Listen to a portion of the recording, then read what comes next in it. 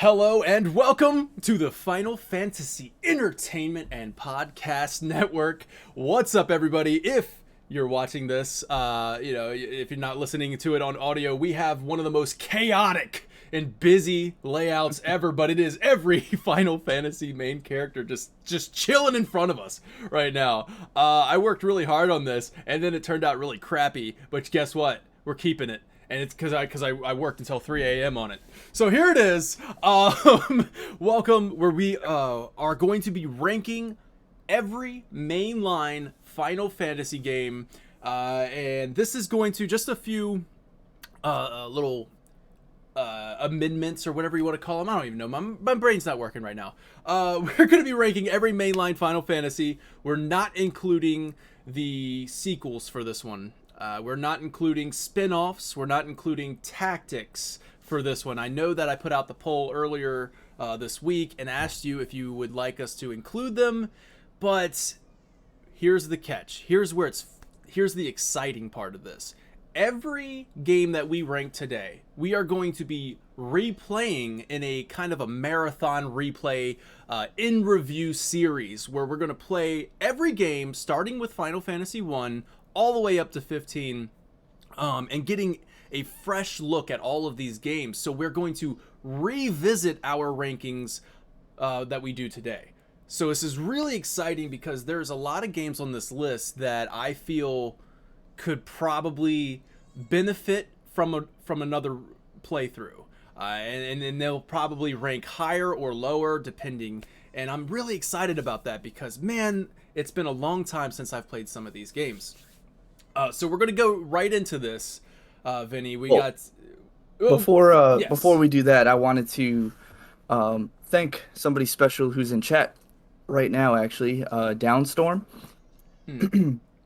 If it was not for Downstorm, I would not have either PS5 or my Xbox Series X.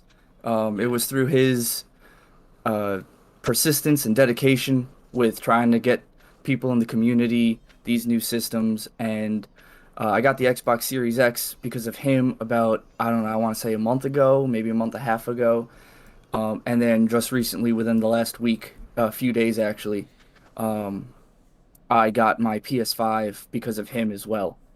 He is constantly helping people in the community try to get these systems.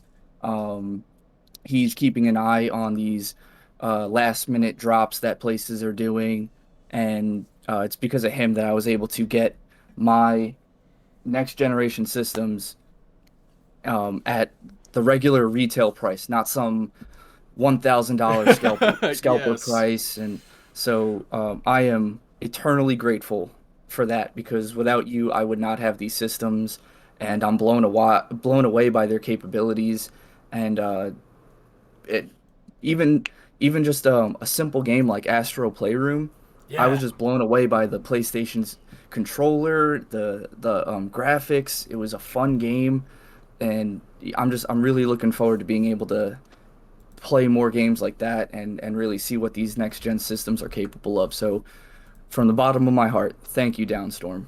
Thank you very much. Yeah, Downstorm, thank you so much for that, man. God, that's awesome. Very awesome of you. So here we go. Let's jump right into it, man. Let's get into the rankings here. So I'm gonna go over to our here's our tier makers. We got it all set up, and I think what I'm gonna do here, just to kind of start off to keep things making a little bit of sense, I'm gonna try and rearrange this to 1 through 15. Okay, so we're not going to be including, once again, we're not including the after years. We're not including 10-2. We're not including Lightning Returns, 13-2, Revenant Wings. So any sequel and any of the compilation of Final Fantasy VII. So Crisis Core, Before Crisis, Dirge of Cerberus, Final Fantasy VII Remake. We're not going to be putting on this list for reasons. And I think I go with the old Sakaguchi saying, right? Every Final Fantasy feels like a self-contained story, and I think that stands true even with games that were, meant to be trilogies like 13. I feel like 13 kind of stands alone on its own very well. So here we are. We're going to be ranking these games. So I hope you're as excited as we are. Now remember, this is going to be seen through the eyes of Final Fantasy fans. This is not going to be through the eyes of a critic. So we're not going to be like critically judging which game is better than which based off of things like, you know, I don't know. Every list is always going to be subjective, no matter if it's a professional or a critical or whatever or fan. It's always going to be subjective. And here is our subjective list, and hopefully through this you'll get to know us a little bit better and what kind of games we like and what makes a great Final Fantasy for us. So, Vinny, I'm going to start with you. Being this is going to be your list. So I want to start with you. We're kind of going to go through the lower ranks kind of quickly, but give me a little bit of little insight of why you placed it that way. So give me like, I don't know, about 5 games. My bottom five. Sure. So my bottom five from least favorite to most favorite would be 13. Is that dead last? Um, 13 is dead last for me. Is it a That D? Yes. Okay.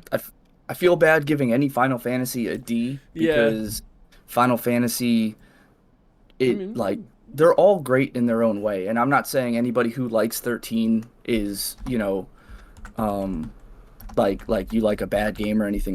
there I you don't go. think any of them are bad games. It's just out of there are so many games, there's got to be at least one or two that just don't, you know, hit with you. Out Right. of 15 mainline games, if one is just like it just wasn't for me, then that just means that it was for somebody else because not everybody is, has the same taste. So 13 is dead last for me, not because it's a bad game. It just it wasn't what I find to be what I like in Final Fantasy. I don't like Yeah. being, you know, so blocked with progression. So that is why it's dead last for me. Okay. Um, Fair. Fair. I went ahead. I don't know if you can read that actually on the, mhm, but I I wrote can. not for me. Right, and I think that's more apt because I don't like giving any Final Fantasy a D, um, Mm-hmm. because I think they're all great games. It's just 13 was not for me. Um, Also not for me, which, like you said earlier, we're going to be streaming all of these, and I'm hoping a fresh look at some of these games or a different version of the game will change my ranking on this. But my next one is Final Fantasy 3 Okay. because my first impression of Final Fantasy 3 was the Final Fantasy 3 for the DS or the Switch or the iOS. I think it's the same version, right? The DS and the iOS version of Final Fantasy 3, the Uh, 3D, yeah. Yeah, the it's got that. 3D Final Fantasy 3. Mm-hmm. Um, I did not like it, and I never really played past the beginning of Final Fantasy 3. I never beat it, so it is low on my list. And then I played maybe about 15 minutes of Final Fantasy 3 Pixel Remaster, and I immediately had 1,000 times more fun playing the Pixel Remaster version of 3 than the Mm-hmm. 3D version. Yeah. So, I think 3 is going to be one of the ones that shoot up my list, but I haven't played it, beaten it, or anything like that. So right now it's down at not for me for my first experience, but I already had more fun playing the Pixel Remaster version, so I'm Okay. excited to get into it. Yeah, that's fair. Actually, to kind of comment on 3, man. I really do think when you go back and play 3, I really Hmm. do think you're gonna like it. Just because I know where certain games line up on your list, and man, Hmm. yeah, I think you're gonna like it a lot better. I hope I do. I really do Hmm. because it's anytime I play a Final Fantasy I've never played, it's always like, playing one of your favorite games for the first time. It's fun and I'm excited to play it on stream for our uh our streaming session. Okay. Um my next one is Final Fantasy 11. Okay. Uh I was never a big MMO guy. So I never got into it, so it's again in the not for me category. Um and then to, I guess, piggyback off that, this is probably going to uh this is probably going to be widely received as um not the right choice, but Final Fantasy 14 is also so far not for me. Mhm. Um, Again, I will disclaim that with I haven't gotten through a Realm Reborn, but MMOs are just really hard for me to get through.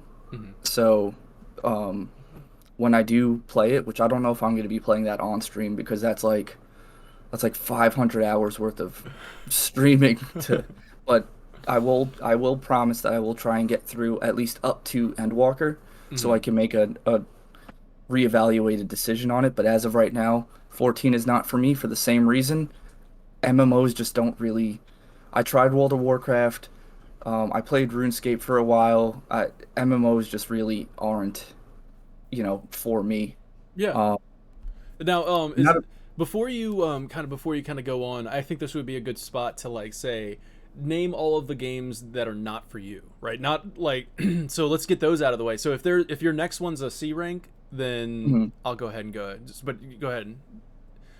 Is your next one a C um, rank or no, I think my bottom five is nah. Yeah, okay? I would say the next one's probably a C rank. Okay, all right, that's fair. So right now you have 13 last. You have 3, 11, and 14. These are all Mhm. falling under the category not for me. And these are in order, right? Correct. They're not just a ranking. These are or not just a tier. They're actually in order, right? Yep. Okay, good. So there you go. So those are the ones not for Vinny. Thank you for sharing that, Vinny. We're gonna go over to me here. All right. For my not for me, dead last for me is going to be Final Fantasy 11. Now, Final Fantasy 11 kind of came out at a time when like not RPGs, MMO RPGs were kind of getting started, like or not. The popularity was rising, right? And Final Fantasy felt like they wanted to jump into this. I was excited because it was a Final Fantasy game, but I waited a while because I don't think I had online for my PS2, which you needed an adapter for. I waited until Xbox 360, and I got it on the 360. Um, it came with like a bunch of the expansions. I don't think I ever made it past the vanilla story. It just, like you said, it's just not for me. MMOs, and I think that's probably a good indication of where certain games are going to fall in this Mhm. in this on this list for apparently both me and Vinny here. So if you're a fan of Final Fantasy 14, I completely understand. I understand why people love it. There are millions and millions of people that love this game. It is weird for me to be on the side of it like I'm just confused, right? I'm just like, this Mhm. is not clicking for me. So you'll see that in just a moment. But And before 14 is actually Final Fantasy. Where's it at? Final Fantasy 12 is actually not for me. It's just not for me. I tried actually playing this game recently, back in the summer when it hit Game Pass, and I turned it on the Zodiac Age. Still, a lot of people said that it improved so many things. Still, just wasn't clicking for me. The license board didn't like it. Didn't like the battle system as much. But I will say one of the best intros in all of Final Fantasy. It was clearly inspired by Star Wars, the prequel trilogy at the time, which makes a whole lot of sense because the prequel trilogy was being released during its development in theaters. So it makes a lot of sense that it was kind of being influenced by that. And there was a lot of that Star Wars DNA in this game throughout the entire game. Unfortunately, the the story just wasn't propped up by the gameplay for me. The gameplay just didn't like it. I think Legions posted something or tweeted earlier about like his experience, and I echo that, where the battle just felt like I could just let the game play it for me. So it's just like, not feeling that. And also, what really want to say that this game would have been so much higher on my list, at least another 2 tiers higher, if it wasn't for the main character. So like and I will also give it another accolade as one of the best supporting casts in Final Fantasy. It is Vaughn is surrounded by such great cast member characters and stuff. It's just Vaughn himself is just like, really, this is my main character, and that was such a ah. So 12, not for me. And then to round out the not for me category, because yeah, after that it just goes there. So not for me is going to also be, as I said, Final Fantasy 14.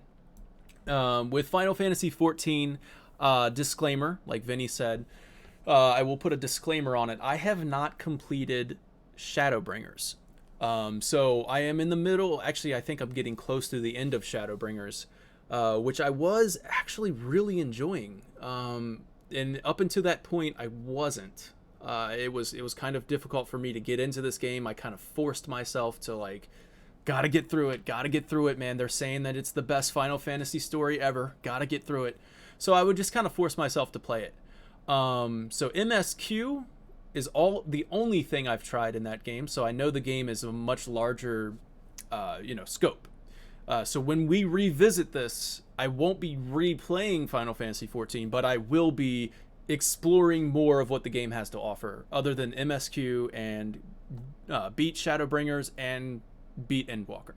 So that way I have a really good assessment. Me and Vinny will also try out some of the raids at that point, to kind of get that feel of what this game is. The in-game content is, looks really fun actually. So that's my assessment on 14. As far as the MSQ goes, not for me. I'm just not there. So we'll go back to you, Vinny, for your C rankings, your C tier. All right. So, my next one is actually Final Fantasy 12, Okay. going on my C tier. Um, I enjoyed the supporting characters, like you said.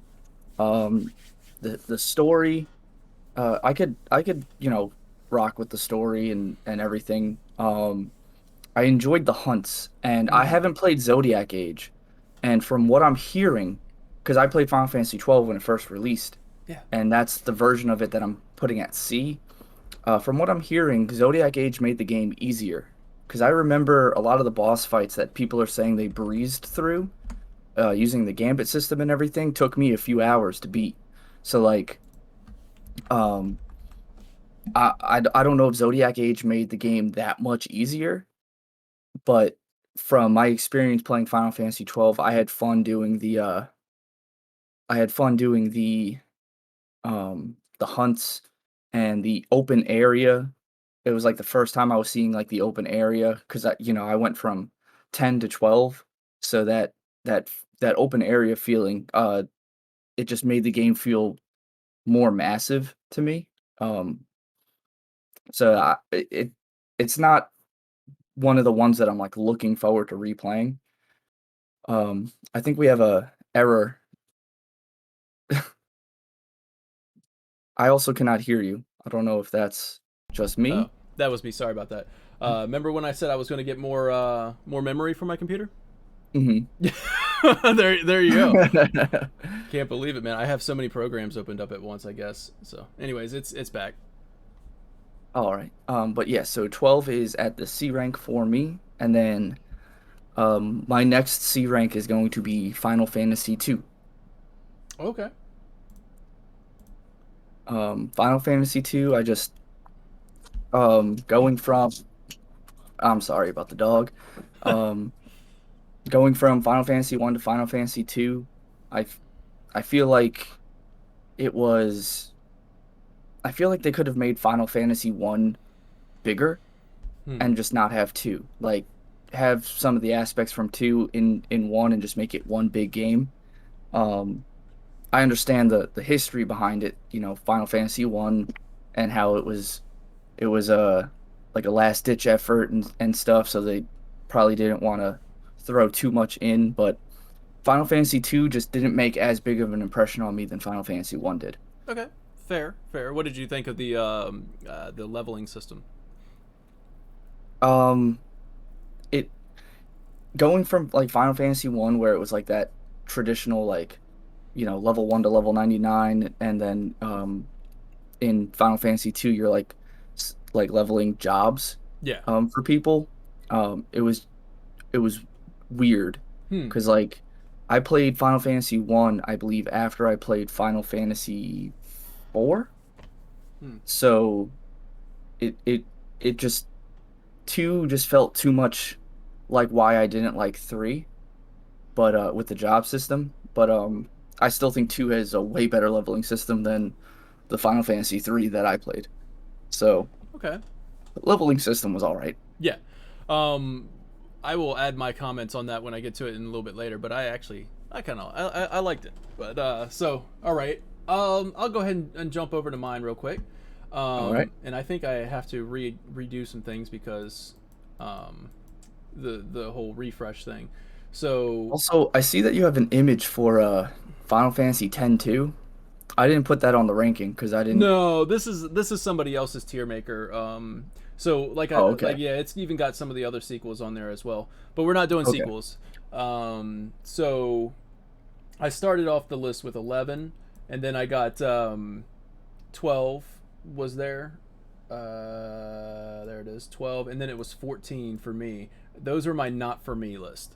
So I'm going to jump into the conversation and go with Final Fantasy 5 is next. Now, this is the one that I am most excited to replay. I only played it once, and I got it on the Anthology edition for the PS1. And this was coming off of playing Final Fantasy VII and Final Fantasy VIII, because you got to remember the Anthology came out in 1999. So you get Final Fantasy VII in 97, Final Fantasy VIII in 90, the end of 98. So I was still playing 8 during 99, and then I'm like, oh man, I need more Final Fantasy in my life. This is when I discovered Final Fantasy, so I was like, I need more. I bought the Anthology, and I knew what to expect. I knew these were classic SNES games, and I'm like, all right, so I know that it's going to be a little different, but the difference was so jarring to me after playing 7 and 8. I remember, at that age, I was just like, this is not clicking for me at all. I'm not really feeling it. And I just kind of I can't even tell you. I don't think I can tell you the story. All I know is that I beat the game. I beat it. I pushed through it and beat it. But I don't remember the story. I might have even been like dialogue skipping. I don't know. Back then, I was just like, and I was confused by the jobs. I was like, why do I have to have jobs in this game? This is really weird. Like I said, coming off of 7 and 8. So now that I've kind of gone back and I've played all the games and I appreciate Final Fantasy a lot more with like the job classes that were introduced and all this other stuff, and I'm like, oh man, I really want to play Final Fantasy V again, because I've seen pixel remaster trailers showing off the humor in this game, and I'm such a fan of the emphasis on the humor right now that I really I think it's just exactly for me in this point in time. Like, it's something I really want right now. So it's one of the most unfair rankings, I'd say, on my list. So I'm going to put it right there. And then after that, one that I think Vinny is going to be a little bit surprised by, but Final Fantasy 1. Final Fantasy 1 is going to go right there after 5. So Final Fantasy 1 this is the point in the rankings where I start to just love every game, right? I would say that with 5, but I like I said, with all that stuff. But this is the part of the rankings where I love every game. The ones that are not for me, they're not for me. But this is really difficult. You know what I mean? Like, I'm like, oh man, I love 1 for what it does. So 1, I just kind of recently started playing it again, and I know that's kind of jumping the gun on our marathon replays. But I wanted to get a head start and refresh my memory of Final Fantasy 1. And the pixel remaster is beautiful, by the way, and the music is great. But man, boy, oh boy, is that game difficult. I love that. I was like, oh snap, this game is actually, it's not holding your hand at all. Which I love that about this game, right? Like, I was texting you, and I don't know if it seemed like I was complaining, but like when Oh no. you were like, yeah, no, they don't really do a good job of it telling you where to go, and I'm like, I love it. Like, that's that's great, because I'm on this journey. Like, Final Fantasy 1 makes you feel like this is your adventure. And I would almost I obviously every Final Fantasy does that, but Final Fantasy 1 does it like almost more so or something, right? Because it's like it gives you the setting, it gives you the stage, and it's like, you know, we're gonna keep it kind of linear. Like if you go this way, we're gonna kick your ass. But like, you know what I mean? Like, but hey, if you want to do it, you can. You just gotta grind in, level up, and that's where my critique comes in with Final Fantasy 1. There's a lot of grinding in that game. Like you really need to stop and just kind of grind some enemies before you move on to the next area, and it definitely keeps the pace. You feel like you should be moving right along on the map, but it's like, nope, hold you back a little bit, get your characters leveled up, go buy some, magic. And that's the other thing. It makes you decide on what magic you want to buy, what you're going to buy at the shop, what you're going to, and these are all your decisions, and they will dictate the way way your adventure unfolds. And I like that. And they don't tell you what to do. You know what I mean? So they're not like, hey, you should definitely stock up on antidotes because freaking the cave to the west of Elfheim is gonna, so maybe you should get some antidotes. But I don't know. You're just kind of discovering, and I love that sense of discovery with Final Fantasy 1. But it is too much of a grind, so that's why it ends up in that ranking. And then after 1, I go ahead and go with 3. So this the 3 goes above 1, Vinny, because when you replay it, I think you're going to discover that 3 is pretty much 1, but in its enhanced or the evolution of 1, right? So it's everything that 1 did, but it's like evolving it. Okay. So I think you're going to like 3. But gameplay doesn't triumph over story for me on this one. So like the story in 3 is just it was lacking something that was memorable, and something that was, I don't know, that was going to keep me coming back to it. So that's why it's 3. So I think we're there. We can switch over to yours now. Okay. The last one I did was what, 2? Yeah. Okay. So on the so for my next C tier, which I was struggling with this one, but Final Fantasy 4, I'm putting C tier. Ooh. Okay. Because we're just going hit for hit, man. I put 1 down, and then you were like, "I'm gonna put 4 down." I'm like, "Oh." Yeah, I had to adjust it real quick. I was just like, "What would hurt Daniel the most?" What's gonna hurt Daniel? So, with this decision, I re-edited this list maybe like 5 times because I kept making the list, and I was like, if this was like Super Bowl playoffs and these Final Fantasies were going against each other, like who would knock who down? Because if I was going to be generous, Garland would knock all down. No, all right, go. I'm sorry. If I was going to be generous, then the rest of these would be high B and up. 4 is a great game, but when compared to others on the list, I moved it down to C, not because it's bad or I don't like it, but because compared to the others on the list, I'm putting it at C. Okay. I did like 4, and I thought 4 was really fun, but I had more fun playing, 1. I had more fun playing, obviously 10, 7, 15, and those stories like captivated me more. Final Fantasy 4 is great, and it has some of the best characters and character development, but I'm putting it at C, and for the reason I gave you. Okay, that's fair, man. Let's go back and forth. So you just put 4 at C. So I'm just kidding. No, all right. So I just went with 3 was my last one. Currently, I just want to if any audio listeners, because we will be uploading this to podcast services.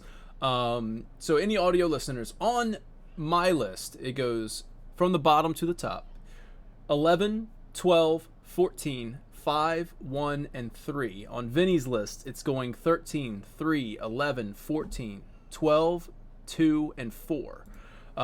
So I want to kind of go out of that one, and it's going to go with 2. So Final Fantasy 2, this is like what I said earlier, kind of like it kind of goes hand in hand with what I said earlier with Final Fantasy 3, where gameplay didn't triumph over story. With 2, story triumphed over gameplay for me. Where 2 had such a, like, I don't know, man, like there was so many tragic moments. There were a villain.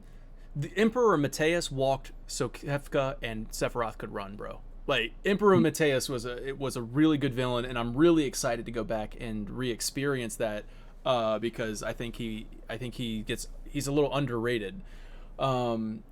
So I really like this game. I love the characters. I love the I actually really enjoyed the idea of the more you use it, the better you get at it. Like that just kind of makes sense, right? You know, that's how it works in real life. You know, So, you know that's how it works in real life. So if I were to use a broadsword more, I'm going to get better at it. If I use fire magic, I'm going to learn the spell better. So you know that's how that works in real life because I use fire magic a lot. So yeah, I really liked Final Fantasy 2, man, and then it goes there, right there in front of 3, and then let's go with my next one, and this is I think I'm gonna jump to B. I'm gonna start the B. Are you ready for B, or are you still in C? Nope, I'm jumping All to right, B on all my right. next one too. I'll start the B off, and I'm gonna go with 13. I actually liked 13. I know this ended up in the dead last for you, but for me, Yep. 13 goes up here, man. Because I do enjoy the story of the game. I like 13's self-contained story. I do not like what they started to do with 13.2 and Lightning Returns. But the self-contained story of 13 is really good. Mostly what I enjoyed about the game was the command synergy combat, or the command synergy battle system. That was a lot of fun, where I was able to kind of experiment with, you know, switch to Ravager, switch to Commander, kind of just jumping back and trying to build up that stagger gauge, you know, hit the stagger and then switch over to, I think it was Commander or something like that, that would do a lot of damage to him. So it was just a lot of fun to kind of mess around with the different combinations for me. It wasn't until I don't know I discovered the internet, but no, it wasn't. It wasn't until like I really started getting into the fandom and realizing that 13 was so frowned upon. It was frowned upon for me in terms of the exploration. So gameplay was solid, the story was solid, the exploration was I mean, we talked about this at length in the show before, where it felt very linear, but that's not it. It's not. It seems like it's not a very valid critique when other Final Fantasy games that are going to be much higher on the list are very linear. But when it comes to 13, and I'll just kind of echo what we said if you're a new listener, but I mean, 13 felt like it was claustrophobic. It felt, which is funny because it's a cocoon. But so it felt kind of claustrophobic, whereas other games felt open and breath of fresh air. You see new environments, but with 13, the environments kind of felt too similar until you get to Grand Pulse, and then like so you never feel like you're discovering, even though you're just going on a straight path, you know. So I think that's why 13 kind of drops down to a B tier. But I really enjoy going back and playing it due to its command synergy battle system. So, The yeah. the I feel like the battle system could have been done better because a game that I'm playing through currently right now, Neo: The World Ends with You, Oh, yeah.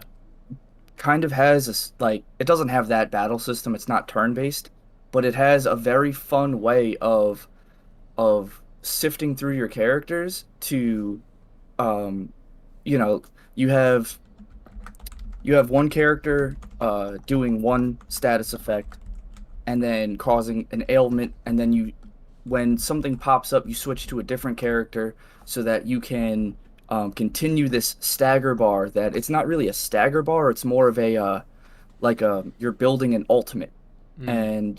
and then once it's you know each character is basically dedicated to a button on your controller, so and each button, either like X is a rapid tap, Y is a rapid tap, and then like your triggers are like hold and to charge up an attack. But you can press multiple buttons at the same time to make multiple characters attack at the same time, Mm-hmm. and just do combos that way. And I just feel like that's a much better way of sifting through your party than what 13 did.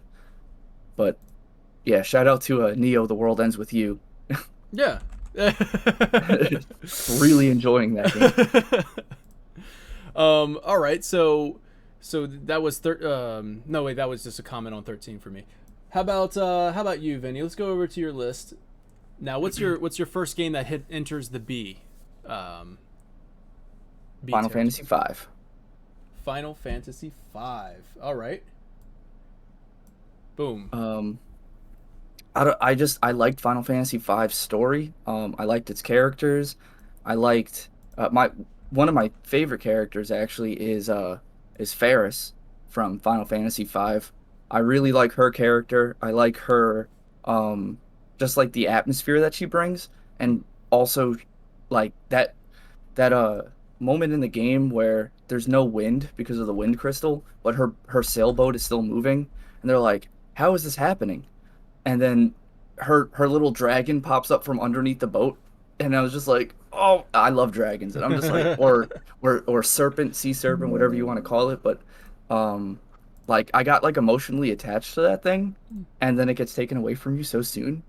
But like it hurt me. But Final Fantasy V definitely shoots up on my list because Ferris is awesome. Okay. Okay. All right. So, you want to go ahead and do another B? Do another B territory? What's Sure. next? My next on the B tier, which also might be an unpopular choice, but Final Fantasy IX I'm putting in the B tier. Wow. Okay. Now you got to explain Um, that. it I played nine coming off of I played nine um after I had played 10. So I played 7, 8, 10, and then 9. And 9 just didn't stack up to the other ones for me. Mm, Um because as I was playing 9, and I've said this before on stream, so again, I'm looking forward to playing 9 again because I know it's a very popular one. mhm, But I ran into a problem with Final Fantasy IX that made me not want to play it anymore, so I never actually beat the ending of it. But there's a part where your party gets split up into like four teams to go fight four different elemental bosses, and not knowing that this was coming, they paired my two worst lowest level characters on the same team to fight this boss, and I was like, I'm not gonna grind. Oh, I'm not that's gonna right. grind it up. Yeah. I'm not gonna. So I was like, that's where I stopped, and that Hmm. just left a bad taste in my mouth. I So I'm looking remember forward that. to replaying nine, Hmm. but that part, now that I know that part's coming up, yeah, I'm gonna grind everybody up, and I'm sure I'm going to breeze through that part and enjoy it. But that part, I was just like, well, this kind of sucks. Mm. Like I can't progress. I obviously can go back and grind those characters up and deal with that situation, but I put the game down and I started a new game on Final Fantasy X. So, and, like and then I just never picked it back up. So I mean I even have it on my Xbox. Like I have the ability to play it again. Yeah. I never had the desire to after that. So Well, that's my problem with 9. well, we share our FFTV accounts on Steam, so be sure to download the Final Fantasy 9 on that, and then get the Maguri mod, and then I guess that'll probably give you a even. I don't know. Is that fair? Is that fair to? No, It's not fair. Okay. no, because if we were doing that, then I would do the Final Fantasy VII New Threat mod. That's yeah. You And can't mod the game. I mean, it's only visual, but yeah, that really makes sense. So all right. Anyways, it looks great on Xbox as well. You know what I mean? hmm, And it has quick resume, dude. So I know you have your Series X, so enjoy that. hmm. You can just go right back into it. So so Final Fantasy 9 goes right there above Final Fantasy 5 for you. And we're gonna go ahead and we'll switch over to my rankings, and that way there we go. Daniel's rankings.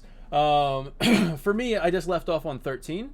So I'd like to go ahead and put my next choice, which is actually, oddly enough, Final Fantasy 9. And I was telling you to explain yourself. But yeah, I mean, at this point, games, the Final Fantasy series at this point is just great. It's fantastic at this point. So, and actually, I think Final Fantasy 9 is an A tier for me, not B tier.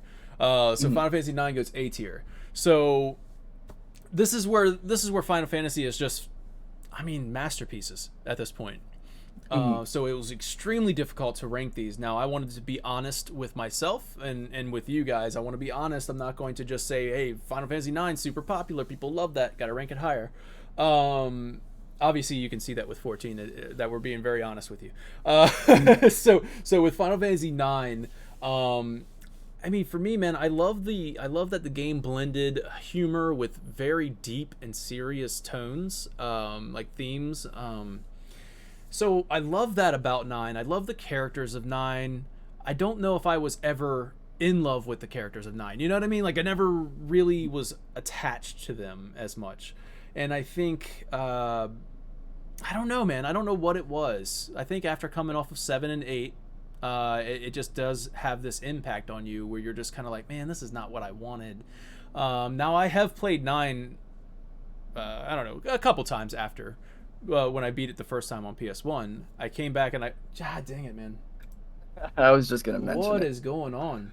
Well, speaking of immersion, can I just say, like, real quick about 9? One thing that like kind of just prevented me from really loving the main character was the fact that he had a tail. Like, I know it's like it's a stupid reason, but it just like when I play, I want to like imagine myself as the main character, and I was like, I really don't like that he has a tail. But it's a stupid thing. I was just it's personal experience. It's actually kind of valid, because like it was also kind of another reason why it just didn't really connect with me. And the other thing is that a lot of the characters in Final Fantasy 9 are not human. they're This is probably one of the only Final Fantasy games besides maybe. No, it's like one of the only Final Fantasy games where most of the characters are not human. They're all different kind of species and stuff. So, I mean, I don't know if that plays into it or not. I love Lord of the Rings, so maybe I'll. I don't know. Like, I love this kind of thing. I love the fantasy elements. So I am excited to go back and play 9 again and see why many people consider this their favorite Final Fantasy of all time. So I'm excited to go back and do that. But it just didn't connect with me. I don't know. And maybe it was just the cartoony look coming off of 7 and 8. So after 8, but that is also A tier though. Still fantastic Final Fantasy game. I'm gonna go with after 8, or I mean, I'm sorry, after 9 is this one's gonna be seen kind of. It's gonna be 6, man. It's gonna be 6. For me, once again, honesty here. Final Fantasy VI is a fantastic game. I love the story of 6. I don't really enjoy the pacing of 6 very much. So 6 does feel like, more than any Final Fantasy game, it does feel like it could be an episodic adventure, right? I really do feel like it could be. With 6 though, I don't know, man. I love the game. I just think there's better games on the list. It's as simple as that, where I just feel like I enjoyed other games better. So, 6, fantastic story, love it. It has one of the best stories in Final Fantasy. So I do want to say that. One of the absolute best stories in video games. So, go ahead, Vinny. I have to go back over here. You have to give me your ranking again because of this. I don't know why it keeps doing that, but go ahead and give me your rankings from bottom again. 13. 13, 3. 9. I mean 11. The Roman numerals threw me off. Yeah. 14.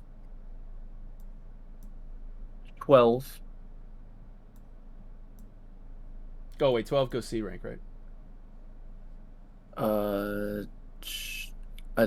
I believe so, yeah. Yeah. 2 in C. Hold on, I just want to write. Not for me. It's not a D rank. It's just not for me. You said 2. Yes. Mm-hmm. Um, and then I put 4 Mm-hmm. in C. B is 5, Mm-hmm. 9, Mm-hmm. and then my next one Yeah. is Final Fantasy 15 in B. Okay, hold on. Let me. I knew that one was gonna hurt you a little bit. Final Fantasy 15 goes in B. Okay. Mhm. Um, so uh, I loved I loved the game for it kind of pioneering the that open world, and the fishing mini game was a lot of fun. Um, but the open world felt openly empty Hmm. to me. Also, the game didn't feel too difficult for me because like I felt like whenever I was in danger, I could like leave Hmm. and come back. Um, and then it it just it just felt, and it might have just been the way I played it, but it felt like not a pacing issue, but just like the way, like the game was probably paced fine, but the way I played it was like Hmm. I would do side missions and stuff, and like search for random battles and everything, and then I would go do story, Hmm. and then I would be locked in story Overpowered. stuff. And then you're Yeah. okay, and then you're and- also overpowered, right? oh Because yeah, I was I yeah, was I was absolutely overpowered, but I'd yeah, get locked in story stuff, and then I'd be like I wouldn't want to do more story. I'd want to like go and do something else, but it felt like so many things were like gated behind, um like, if I might be remembering it incorrectly, but like certain items to get or upgrades or whatever, like you had to do those dungeon, what were they called?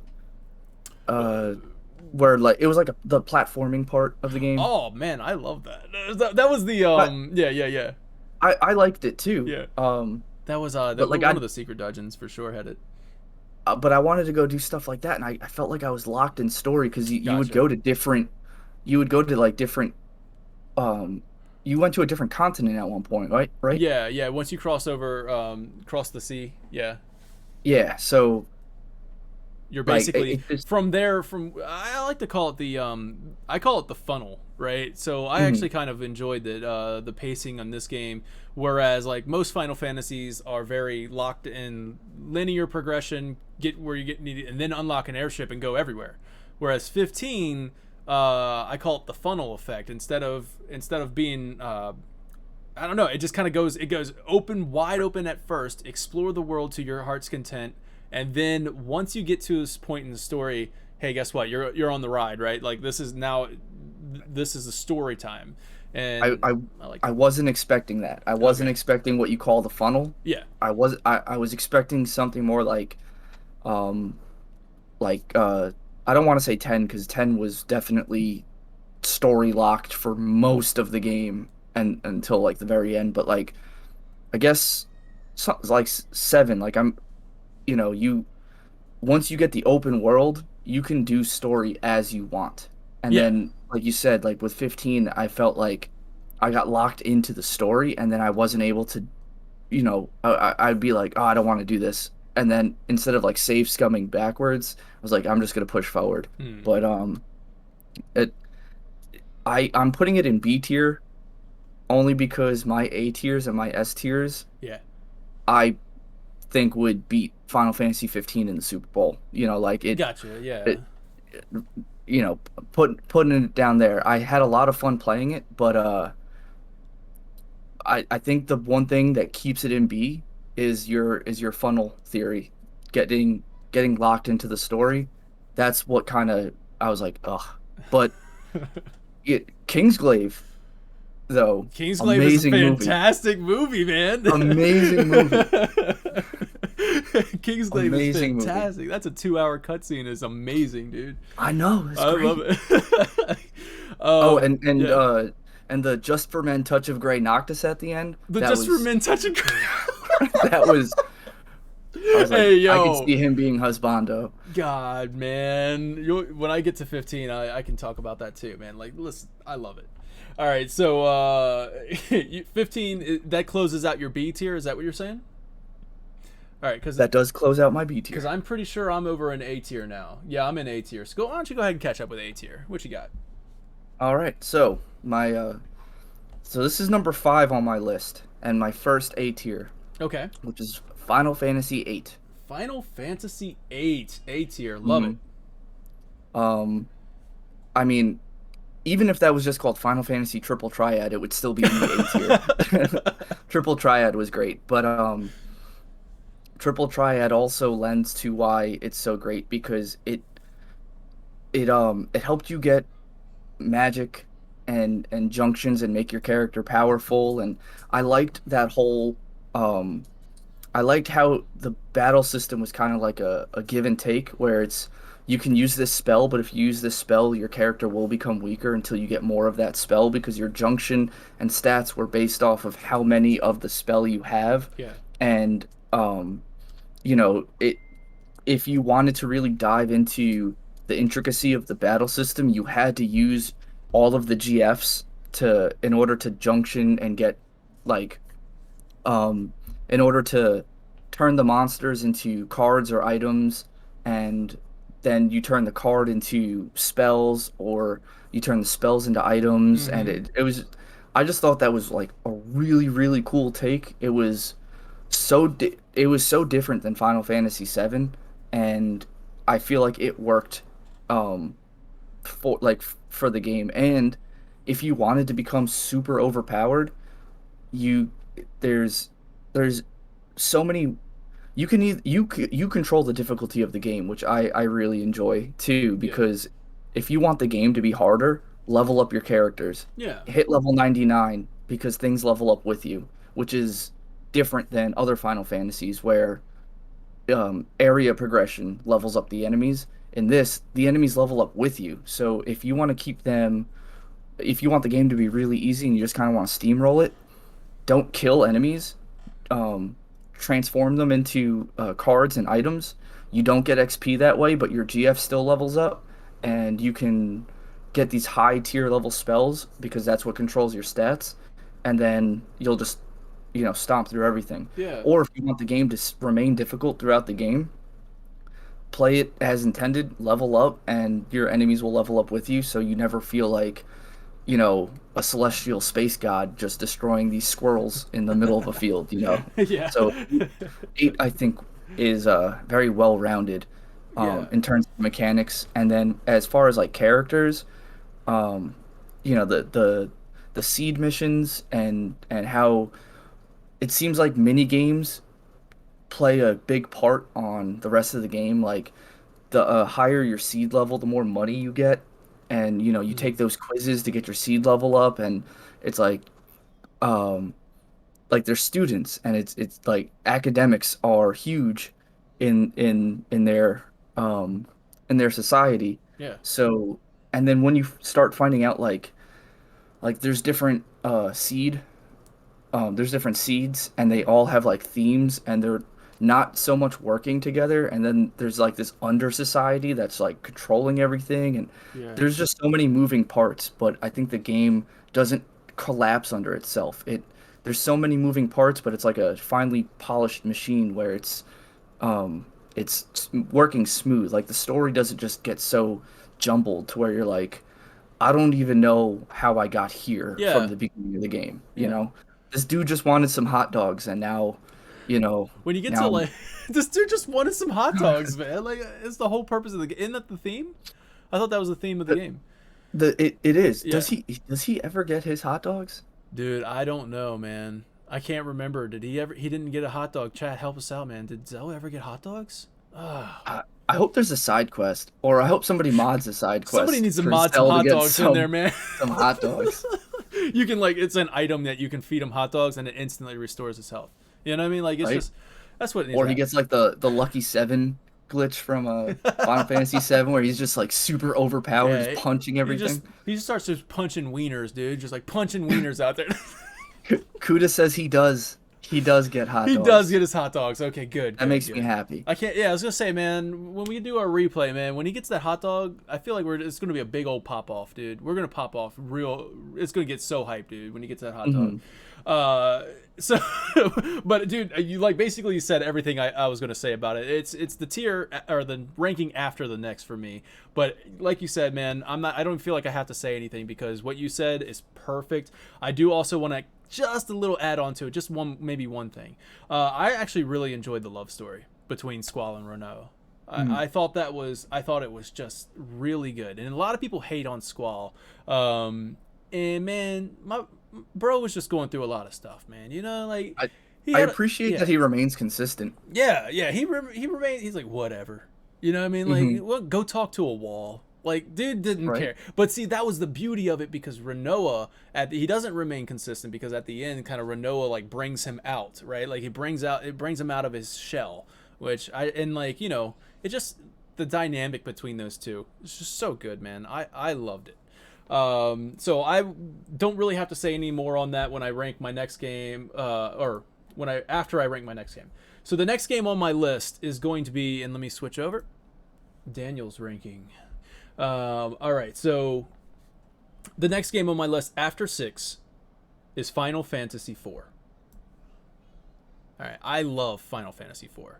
Now, it ended up a little lower on your list, but for Final Fantasy IV, for me, one of the best openings in Final Fantasy, in my opinion. I just love that you play as somebody. And I feel like if they ever truly remade Final Fantasy IV, like truly remade it, and really wanted to not shy away from what was really happening, you go in there and you slaughter an entire village under your command, and you slaughter a village, and you slaughter someone's mom that you literally see after just crying over their mom, and you're like, oh my god, we are responsible for that.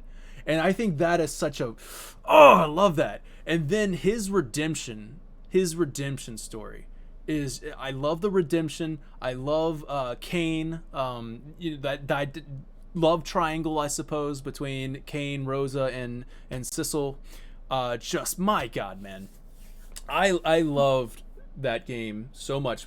One of the best stories, best characters. It's very fun to play. It introduces the active time battle for the first time in the series, and from there on, obviously, active time battle became like, oh, this is fantastic. This is what we want to just kind of keep playing off of. So yeah, man, just Final Fantasy IV is I would almost want to say S tier, but it is A. It is A tier, man. It's so good. And I know Techno is in the chat now. I knew it. Like, I was wondering if he was gonna see that 6 sitting there. But yeah, it's sitting below 4. Yeah, man, love Final Fantasy IV. Now after that, I don't even have to say anything because you said so much about Final Fantasy VIII that there's nothing really much to say other than this came at a time in my life when I was going into I wasn't going into middle school. I might have been, I don't know, man. I was in like, you know, like the grade school stuff, right? And it's just like, I don't know. The story just was relatable for me. Like, I love it. I was coming of age, you know. I probably was going through puberty. I don't know, but you know, discovering women and you know girls that I like, you know. And I'm like, oh my god, love story between Renoa and Squall. Oh, I want my Renoa. So I really liked it, man. I just liked that. So yeah, that Final Fantasy VIII goes right there. So and then after 8, we're in the top 3 territory now. Are you in top 3 territory? I am not. I'm in top 4. Let's get you to top 3. Okay. So my next A tier is Final Fantasy 1. Okay. Hold on. Let me transition. Oh, that's still going to be Daniel's ranking. So let me go over. This is Vinny's ranking. Just want to make sure that everybody knows. So Final Fantasy 1 is A tier? Yes. Okay. Final Fantasy 1. Nice. Okay. I know that Final Fantasy 1 is one of your favorite games. So Yeah. So Final Fantasy 1 is A tier because of just everything everything about the game, like what you were saying uh yesterday when you were just like, bro, they don't tell me where to go and I love it. Um I enjoyed that too because I felt more of a sense of discovery, like finding the right way. Like I know, um, I said in a guide there is the dancer by the fountain. If you ever get lost or if you stop playing for a week and you forget where you need to go, the dancer at the fountain will give you some kind of obscure hints as to what you need to do. Um, but just from the very start, when you get to choose your party, you choose your jobs, and there's the you can go from easy to difficult, and I've done 4 white mages, I've done 1 white mage and beat the game, and no matter what party setup I use, I just have a lot of fun because 'cause I'll be playing with, let's just say, like, a warrior, monk, white mage, black mage, and then I'll get to a part where I'm like, you know, this port would definitely benefit from having 2 black mages on the team, and then you can choose red mage and black mage to kinda get the fill in for both. Um, but the game forces you to pick and choose what spells you want to use. Mm. And red mage, obviously, red wizard, black wizard can't use all of the spells that black wizards and white wizards can. So you get you get this fun customization where you could just make the game how you want to make it, and then even after you beat it, you can go back, choose a different party. Having the warrior on your team is kind of just like having I want to say a safety net because that's at a certain point in the game he starts taking 1 damage and starts dishing out a whole lot of damage, Mm. especially if you start using items. I liked how you could run with no black mages or white mages and still be able to use spells because there are items, weapons, armor in the game where if you use it instead of equip it, it casts a spell. Um, or and it's not a consumable. So if you have, like, I think in the Pixel remaster it's called the Giant's Glove, you can use that to use Saber, and that can buff your warrior. You can have um and I like how they don't tell you that if you keep your monk equipped with stuff, he is actually weaker. So if you have a monk and you have him unarmed, Mm. he does a lot more damage than if he had a weapon. Mm. There's just like little things that you could just find out. Finding the mini game for the first time on the boat Yeah. was really cool. Um, I'm and glad. I'm glad you just said that, honestly, because I'm doing it with the Final Fantasy VII battle sprites. I don't feel like that's going to impact my experience at all. I can still do it for the replay. mhm, But I got the Final Fantasy VII battle sprites mod, and Tifa is the monk. And I'm like, oh man, I don't want to give her nunchucks, but it says that the attack's a little stronger, so I'm gonna give her nunchucks. But now I'm happy to know that I just keep her bare fisted, mhm, yeah, yeah, definitely keep her unarmed because Mm. she'll hit I think like just off the jump, start like from the beginning she'll start doing 4 hits instead of the regular 1 or 2. Mm-hmm. And then as the agility gets leveled up, I mean she'll start doing 32 hits and stuff like that. So the damage just, triples. Um but the only thing that I wish the Pixel remaster had was the added dungeons to Final Fantasy 1 because a lot of the mainline bosses were super easy, and then you get to chaos and you kind of just steamrolls you if you're not prepared for it. But the Final Fantasy 1, I forget what it's called. It's the one for the Game Boy, Final Fantasy 1 and 2, and then it came out for iOS. But they have super bosses and dungeons, and I'm pretty sure there's like bosses from other games too. Like I think Doom Train, Mm. yes, Dawn of Souls. I think Doom Train is also in Final Fantasy 1 as like a hidden boss, or I believe it's Final Fantasy 1, but there's just so much more to do on the Dawn of Souls version that I Mm. wish the Pixel remaster would have, kept the Dawn of Souls extra bosses and extra content. Mm-hmm. But there's there's just something about Final Fantasy One, like how you were saying, like the game kind of forces you to grind. It's not like it's not like it's not like normal grinding. Like in most Final Fantasies, I feel like you get money and money just becomes like a non-thing. But in Final Fantasy One, you kind of grind for You money. really need to. Yeah, that was what I was discovering too. Like rediscovering, I guess. But like when I was playing it, I was like, man, I need to spend the night at this hotel, but it costs 100. You know, 100 at the end. So I'm like, God, I need to. I'm in this weird dilemma where a character's dead. I need to revive this character for a certain amount of money, and then I need to go to the hotel. That means I need to go outside and battle. But man, I only got 3 people in my party. Like, Yep. it's like it really. I just love the difficulty of it. Like Mhm. it does not hold your hand, and I think that's great. I think it makes you Mhm. feel like this is like you said, man. This is you dictate how you want the adventure to go.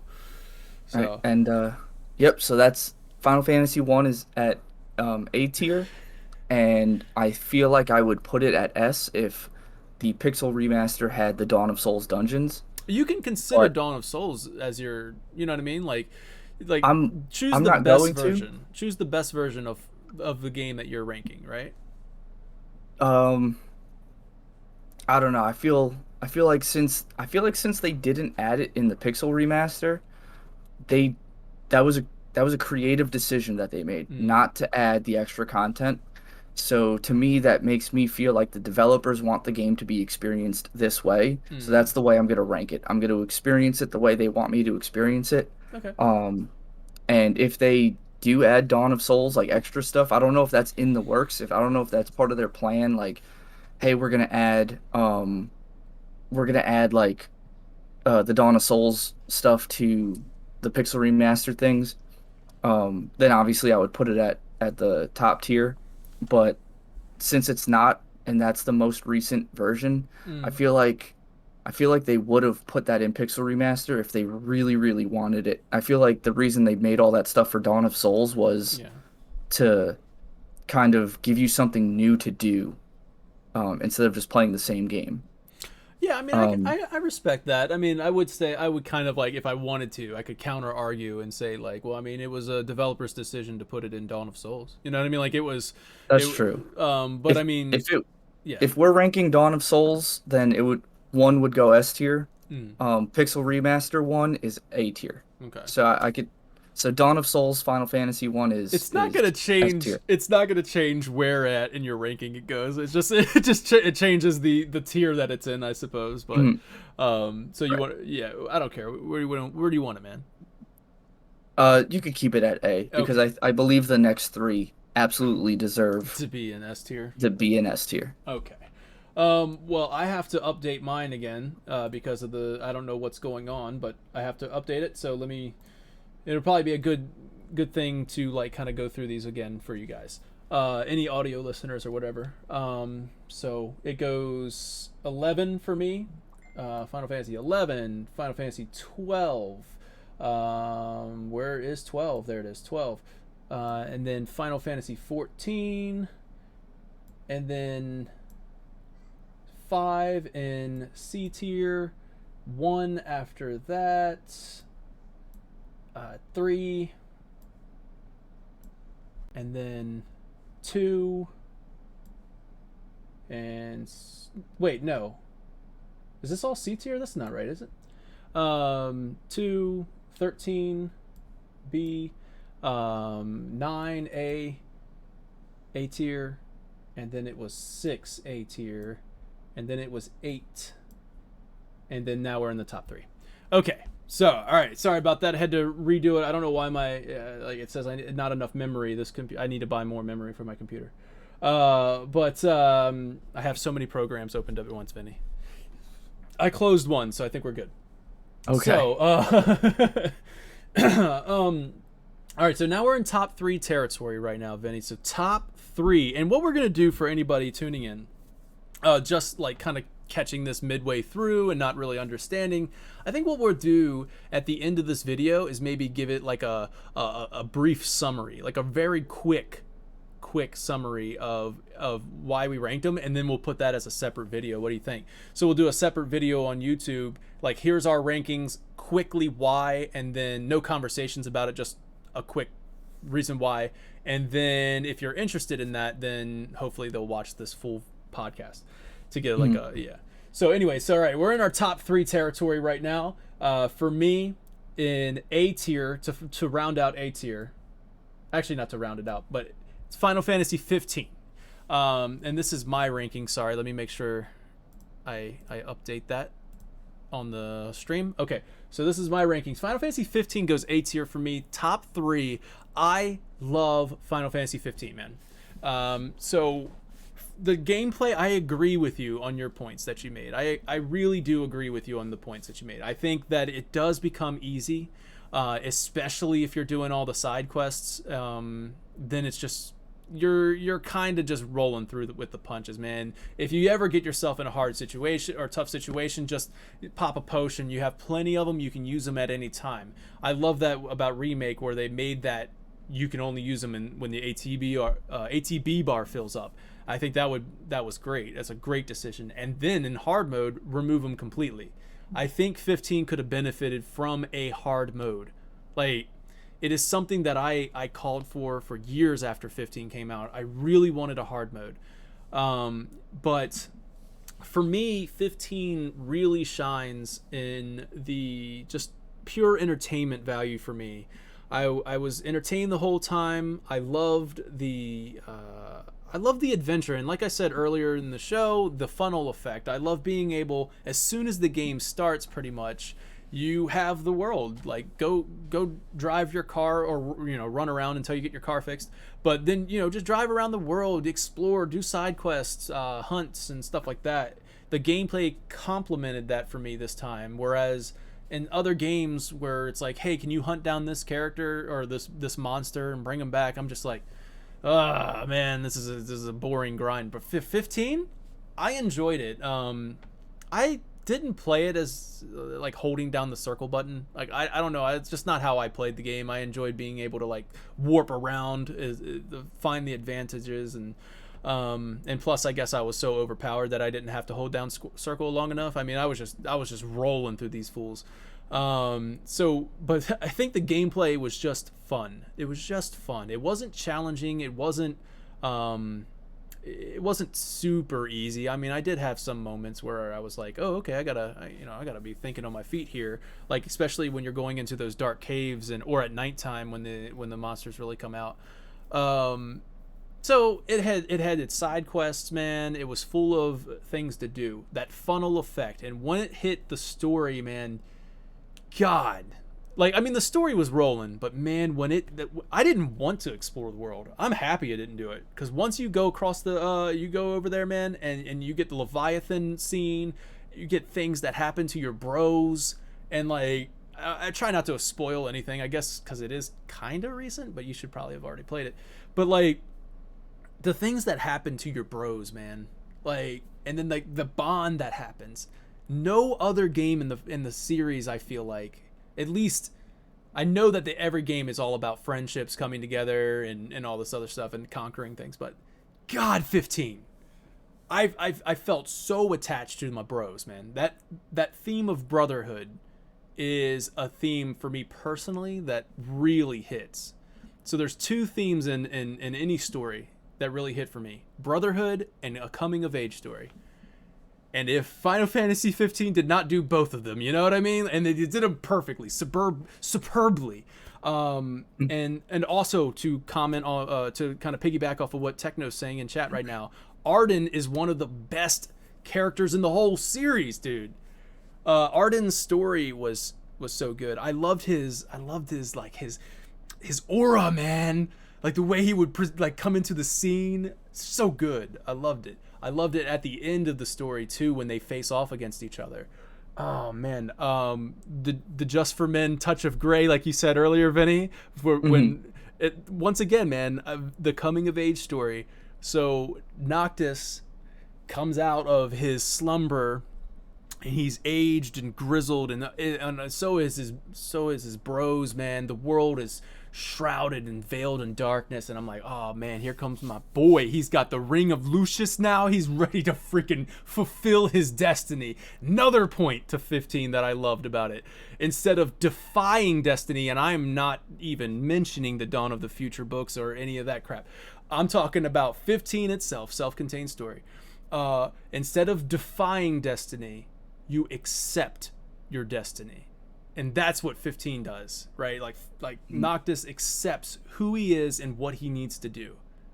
And dude, when that ending will always remain one of my favorite endings in all of video games. No ending has made me cry like that. Like, I don't know, man. I literally had tears. I was like, God dang it, man. When he goes, what can I say? You guys are the best. I'm like, shit. And then he goes, walk tall, my friends. Echoing his dad, man. Echoing his dad. And then he goes, and then one more line to close it out. Dad, trust in me. Oh, shit. Whoa! You know what I'm saying, dude? Freaking hype, man. Look at that, dude. I knocked over a frame on the wall because of that. You okay? Yeah, I'm good, thank you. I was just getting hype. See, people Dude. 15. 15 is where it's at, man. Stand by me. Drakey, come on. And that's just A tier. When the night is... Oh, God. 15. Number 3 for me. Honestly, after that hype and knocking frame off the wall, what do I got to do? Break a window for the next two? You know what I mean? What's going on, man? You know, should it be higher on the list? We'll see. Yeah. So 15 for me, bro. Number 3. How about let's switch over to Vinny. All right. So Techno is saying Final Fantasy 14 is still Final Fantasy 4 is still missing on your ranking. Oh, is it? Yeah. Oh, okay. Thanks for that heads up. I'll go ahead and put that on there now. Okay. Okay. Yeah. 4 went actually. You probably didn't like that. I'm sorry. 4 went above 6 for me. All right. So, my first S tier is going to be Final Fantasy 6. Okay. Final Fantasy 6 S tier. There you go, Techno. There you go, Drakey. Yep. Final Fantasy 6 is my first S tier. And I played this. Is this the for PlayStation 1? Is this the one that came with Chrono Cross? It came within 5. It came with 5. Yeah. Okay, I remember I had the 4, Chrono Cross, 5, and 6. Yeah, anthology. Yeah. So I played that after playing Final Fantasy X, and I loved the game. I loved the yes, he's part of the reason why this is S tier. I loved the ragtag band of heroes, and how they, like you said, like episodic, like that part where they're on the waterfall and they go in 3 separate directions, and then you have to follow 3 separate stories, but you get to choose which story you want to go through first. And then seeing their relationships progress without each other, and then how their relationships progress when they meet back up, and then how some people seemed like they shouldn't have been paired together because their personalities were just so different, and their differences just worked so well, and each character had a story that personally I cared about. Like, I cared about everybody's story.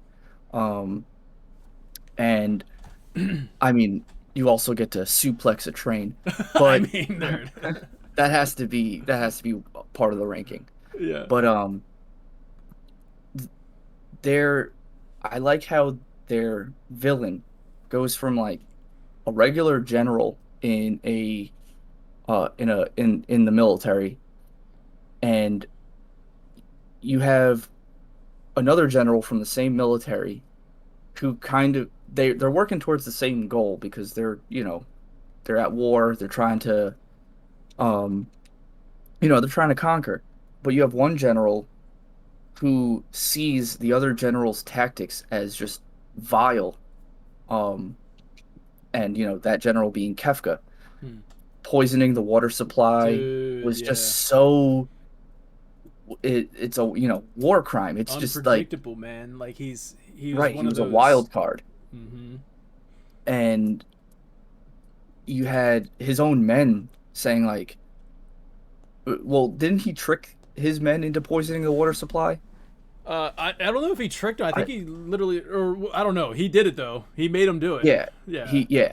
and Yeah. that was the first time I was just like, this is a bad guy. Like, Dude. he's not just like he's It's not bad because he's on the other team. He's some men just want to watch the world burn. You know what I mean? exactly, Some men just want to exactly. watch the world burn. He's just a bad person. Loved He's it. evil.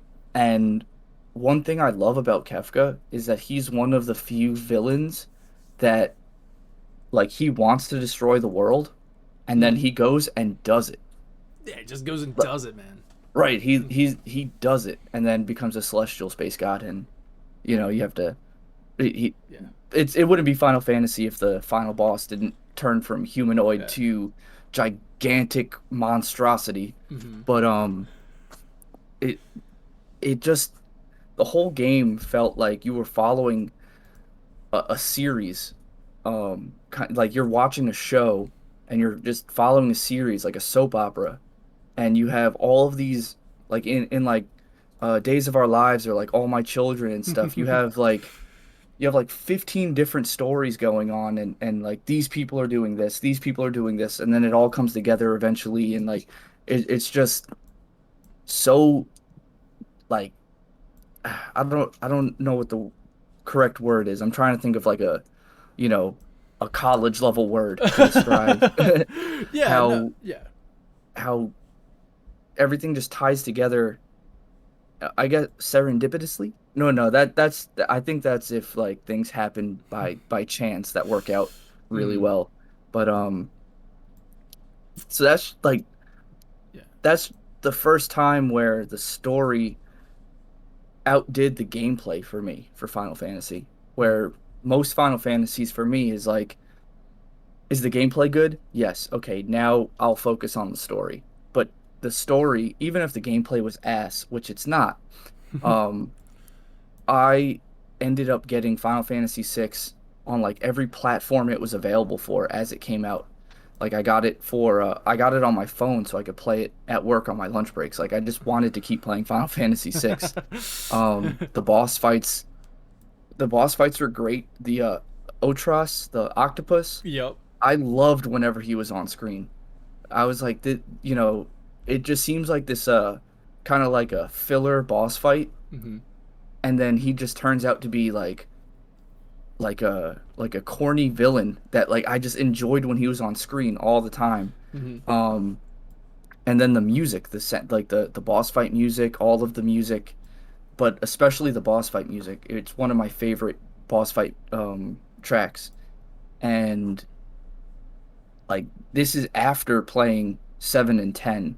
So the fact that this game uh the fact that it grabbed me after playing great games like 7 and 10, I Mm-hmm. was like this has got to go S tier because this I think 6 is probably one of the most perfect Final Fantasies Mm. in the series. I feel that, man. I'm really excited to replay six, right? Because there's a lot of themes in six that I think I will relate to very personally, and I think it's just been a while since I've played six. And when I was looking at my list, I was like, man, like you said, man, the Super Bowl thing, I don't know if it's the Super Bowl thing or more of like who I'd want to win in the Super Bowl, right? Like so Mm. for this list and for me, it's like say if the freaking Cowboys, my favorite team, are going against I don't know, man, the freaking Rams, right? Like I know that they're Mm. probably not going to win, right? Or something like that. I'm just throwing out an idea. But like the best team in the league versus my favorite team in the league, where it's just kind of like if I was looking at this ranking with a critical eye and I'm trying to decide what is the greatest Final Fantasy of all time, bias aside, then I'd probably have to kind of look at six with more of a like, okay, it's a like you said, man, it's a perfect game, right? Mhm. Um, but it just when I looked at it and I was like, man, four has me more excited. You know what I mean? Like I'm more excited to go back and play four. I love eight. 15 makes me knock over posters on the wall. Like there's you know what I'm saying? Like so when he goes to like six, I'm just like, it doesn't make me knock over posters on the wall. It's just like I'm not getting hype about it. Kefka definitely, and like we saw chat blow up with a bunch of like Kefka quotes. I'm just like, I love Kefka, dude. Kefka is an awesome villain. Is just a pure villain. There's no redemption arc impossible for him. He is just a villain. I love that. So, anyways, so six for sure, man. But it definitely, for those reasons, I think I'm just gonna say I stick steadfast to my opinion there. Now, when it goes back to my rankings, next time you see my rankings, I'll probably adjust them to say, not say C tier because I'm looking at C tier. I'm like they're not C tier games, right? Like Mhm. they're B tier or higher. And I think what I'm gonna do is you'll see what happens. But so we're Vinny, you just had your third. No, that's your second game. The only thing left, right, is number No, one. no, no, that was my top three. I That's have right. two and one All left. right. So I think we're actually tied up. And if anybody's been following Final Fan TV, you knew this was coming. The top two. Now, I don't think we need to dedicate too much time to this because if you want to watch it, we have a special on both games. Final Fantasy X and Final Fantasy VII. We have a full like 2 hour, 3 hour discussions on why these games are our favorites. And you can watch those. The Final Fantasy X one is with Soldier First Class, who also loved 10, and we really go into our personal reasons for this. And then Final Fantasy VII also we that was back when we had the full crew FFTV with Osby and Reed. And we just kind of really just celebrate Final Fantasy VII as well. So it's down to Final Fantasy VII and Final Fantasy X. Who wants to do the honors of going first? I mean, honestly, we could probably just do it. You want to go? I'll go first. I'll do it. Actually, know what? It's already on yours, so you go first. I have to fix mine. All right. So number two on my list was Final Fantasy VII. Yeah, and then number 10, or not number 10. Number one is 10. There it Yep. is. There it is. This is Vinny's complete ranking right there. Final Fantasy X and Final Fantasy VII, round or finishing it out. Now, do you want to briefly touch on these games? So, like I said, we do have those full podcasts. So, but I mean, by all means, please give your reasonings. I mean, I could briefly say, I mean, Final Fantasy VII, without all of the extra literature on it, just Final Fantasy VII original, Mm-hmm. I from start to finish was just I like a 9.9 out of 10. It the only thing I would do different would be to add little inserts of maybe just dialogue that just explains some things better. Um, but that's really it. I loved everything about the story. Um, I like how it made you care about. I mean, there's communities based off of just how much people love the specific characters of Seven. Um, and then story aside, all the extra things you get to go do, um, all the things you get to explore and find. Like if you play these games without guides and you find these things, I mean, there's still things that people have never experienced because they didn't know it was there. Like I know a lot of people who don't know that you could sleep inside of the cab of that truck in the Coral Prison. Um, there's um, you can find Bahamut Zero's materia in the Bone Village if you miss Mm. it. Like there's a lot of things that you know I mean, there's probably people who've never raced the black chocobo in the chocobo racing, because if you if you beat Ruby and Sapphire, you don't need to grind for a. I mean, not Ruby and Sapphire. I'm thinking of Pokemon Yeah, yeah. Emerald and I was like, for a second, it clicked. Something made sense, and then I was like, wait a second, that does not make sense. right. Um, but Emerald and Sapphire, you don't need to grind for a gold chocobo. There's many avenues that you can get all of the end game stuff without having to do other things. Um, I personally, I might be one of the few, but I really enjoyed the snowboarding minigame. I had it on my flip phone, when back when flip phones were, the closest thing to a smartphone that we had. Right. They had a Final Fantasy VII snowboarding minigame on my Motorola Razr, and I played that all the time. I enjoyed that minigame. There were just so many things to do in Final Fantasy VII.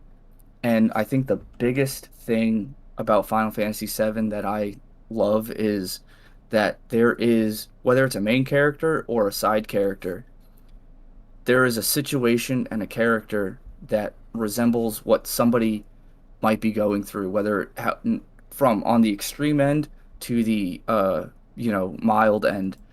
It just feels like Final Fantasy VII has a character and a situation that you can relate to, that you can attach yourself to, and then that could be your favorite character in video games, anime, anything. Like, um, just either relating to Cloud or, relating to, Chocobo Billy.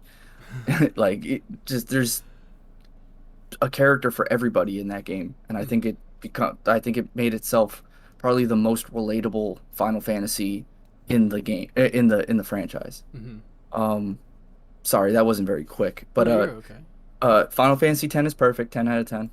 That's it. No, um, you don't have to be that quick, man. Go ahead and give you a reason why. Final Fantasy X, the sphere grid, um, the summons, being able to control Anima, being able to control Bahamut. I loved that. I loved the story. I love how my first playthrough I was so underleveled, and you know, I was actually like fearful of fighting certain bosses. Like the first time you fight Seymour in the Makalania Temple, Mm-hmm. like I was in my chair saying like like this guy's powerful. Like I saw how powerful he was in Luca. I saw how powerful he was when you get to control him for, briefly when you fight the Sin Spawn. Mm-hmm. And I was like, I don't want to fight this guy. And then Waka's like, we can't fight him. He's a maester. I'm just like, that's right, Waka. We can't fight Yeah, him. you're right, We right. gotta just, we just gotta turn around. I And then agree like with we Walk. fight him, right? And then we gotta fight him. And then I'm like, I hope he just doesn't summon Anima. And then he summons Anima, and that fight was my first wall. And then, Mm. actually, no, my first wall was the Sin Spawn on the beach, but Seymour Oh was yeah. another wall. Because when I first played the game, I was not grinding to level up because the sphere grid was just this new system to me where I thought just doing random battles would be enough, but it, you know, just streaming through the story, it wasn't. Mm-hmm. And it with Final Fantasy X, like go being younger, I related with Titus and his early game immaturity. Mm-hmm. Then as I got older, I was just like, I'm kind of more like Waka, where I'm like, like I want to follow the rules and just kind of like live the straight and narrow path. And then you get a little older, and then you're kind of more like Orin, where you're just like, I mean, you can live the straight and narrow path if you want, but if that doesn't really coincide with, like your morals, break apart from the pack and be your own person and live the destiny you want to live. I think one of the most impactful cutscenes of Final Fantasy is right before fighting Unalesca, when everybody's talking about like how this journey, what this journey meant to them, and then Auron is telling everybody, this is your story, this is your destiny, choose your path, like, and when Titus is just like, this is my story, and like Yuna's like, you've been saying this is your story, but this is my story too, and like Yeah. that whole cutscene, I was just like, this is my favorite video game. I play 10 more than I play Dark Souls now. Well, very well said, man. And once again, like, just go check out those specials that we did on those games, because we really go like a deep dive into why these games are so special to us. The once again the for some like it's just saying not enough memory. But anyways, yours crashed down. This is my ranking. I'm back up. As you can see, I went ahead and changed the tier rankings because it didn't sit right with me to see things in the C tier for Final Fantasy. Not for me. Final Fantasy 11, 12, 14. B tier, Final Fantasy 5, 1, 3, 2, 13. A tier, Final Fantasy 9. S tier, Final Fantasy 6, 4, 8, 15, and 10. And the greatest game of all time, Final Fantasy 7. All right, Vinny, what you said about Final Fantasy 10 was beautiful, man. And like, go check out the specials. It's Final Fantasy 10 is a beautiful game. As a father, now Final Fantasy 10 hits on a whole different level. So I just like my recent replay of Final Fantasy X is what solidified a second place for me. So I know the rankings are going to change when we do a fresh replay of all of these games. I know the rankings are going to change just because I played 10 a few months ago, and 10 was one of my favorite games of all time. But I don't know if it would have hit because 15 was so special to me, and 8, and I was just like, 10 just jumped up to second because I was like, this game is perfect in terms of pacing. I think that's one thing that I think 10 nails. I think it's paced so well that it just feels like a constant. You're on this adventure. You're seeing new sights. You do not stay in the location for too long. Like, I think modern Final Fantasy games could benefit from 10 in so many ways in that aspect of like the idea of not staying in one spot too long.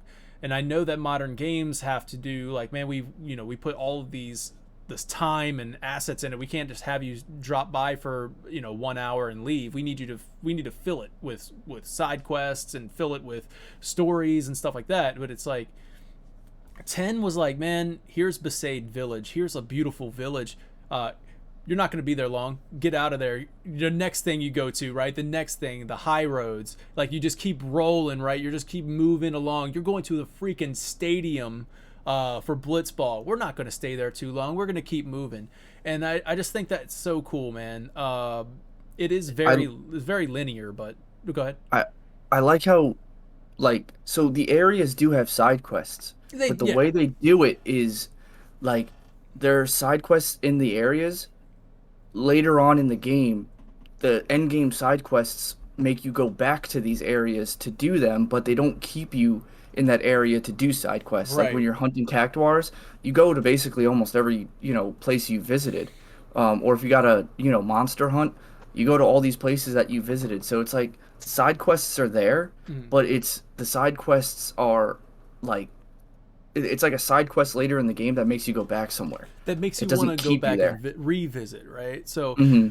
they give you a reason to go back, but during the main adventure, you're just moving forward. Oh, so I do love that about 10. And it's one of those games that I think 10 might be the most replayable Final Fantasy of all of them. Well, I mean, I don't know. I can't say that for 7 because I replayed 7 a whole lot more, you know what I mean, than 10. You know what I mean? I can't say that because my play count on 7 is I lost track on 30, but I think that was a couple years ago. So I mean, I've replayed 7 so many times. But with 10, like, it's just one of those games that you just always want to go back and replay. So Final Fantasy VII sits at what I call the greatest game of all time tier. So it's above the S tier. And yeah, it's not just the greatest Final Fantasy of all time. It's the greatest game of all time for me. It's just one of those games. Like, I'm literally replaying it now, Vinny, because Hmm. I forced myself to do it, because not forced myself, but I got myself into it. Where it's I'm doing that classic camera for Final Fantasy VII Remake, and then I'm playing 7, capturing the video there, so that way I can compare and contrast with Remake. You can check that video series out on our YouTube if you haven't already. But um, and I'm just like, I'm replaying it again, and this time it's really cool because it's even cooler than it has been, because I'm going into it with this deeper appreciation for it now. And that's not to say that Remake did not pull off such a beautiful like remake of these environments, this world that I enjoyed so much. And it works obviously the way the developers intended, to have the camera behind Cloud, and then you get to experience. It's more immersive, right? But you look at 7, man, and I'm looking at these environments, and I'm just, I have to really look at them because I want to try to line them up as best as I can in Remake, and I'm just like, damn, that game is beautiful, man. Like, Final Fantasy VII is full of life and personality, dude. Like, every screen, save for like maybe I don't know, a train a scene where it's just literally a black train, and then like, or a black screen and a train, you know. But other than that, like, it's bursting with personality. It's got, in every little detail of the pre-rendered backdrops are just, it's just so good, man. It's alive, I guess.